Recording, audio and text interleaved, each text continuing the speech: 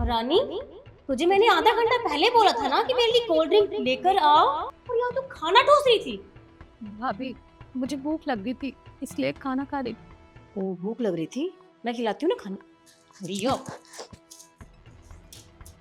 सुन, खाना वाना ना बाद में खा लेना, जितना मैं बोलूँ ना उतना क्या कर, समझी? अगर मेरी बात नहीं मानी ना तो ऐसी हालत करूंगी अपनी शक्ल नहीं पहचान पाएगी तू।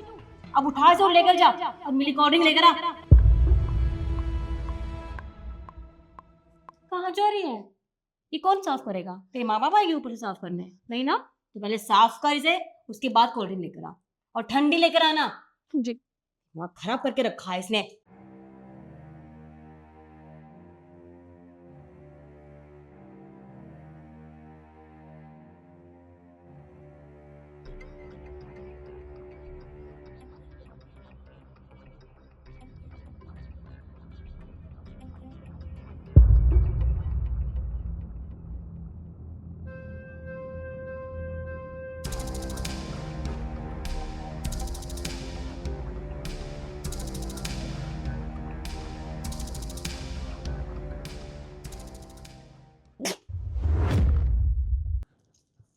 पागल पागल हो गई है?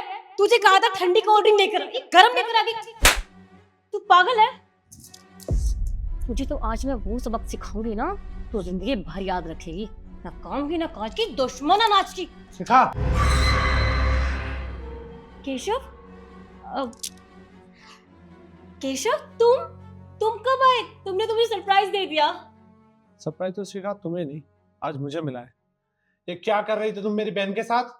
अच्छा जो मैंने अरे इसके बाल खराब हो गए थे, देखो कैसे रहती है भिखारियों की तरह, तो मैं बाल ठीक कर रही थी कि मैं बाल बना देती हूँ तुम्हारे, तो बस वही कर रही थी। मेरे सामने ही झूठ बोल रही हूँ, तुम्हें शर्म नहीं आती?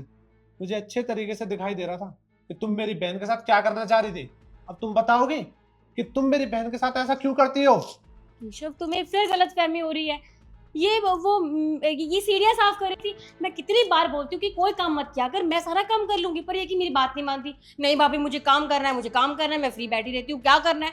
तो बस सीढ़ियाँ साफ करते करते पैर फिसल गया और देखो कितनी चोटें आ गई हैं। शिखा, अगर मैंने अपनी आंखों से नहीं देखा होता ना तो शायद मैं तुम्हारी इन बातों का बहुत अच्छे तरीके से विश्वास कर लेता, लेकिन मुझे पता है कि ये चोटें सीढ़ियों से गिरने की नहीं है, ये चोटें तुमने उसे दी है। अब तुम बता रही हो या नहीं कि तुम मेरी बहन के साथ ऐसा क्यों करती हो? तो क्या करूं, तुम्हारी बहन की आरती उतारूं मैं? अरे ये बोझ है हमारे घर पर, कोई काम नहीं करती है। और तुमने क्या सोचा था? तुम मुझे नौकरानी समझते थे?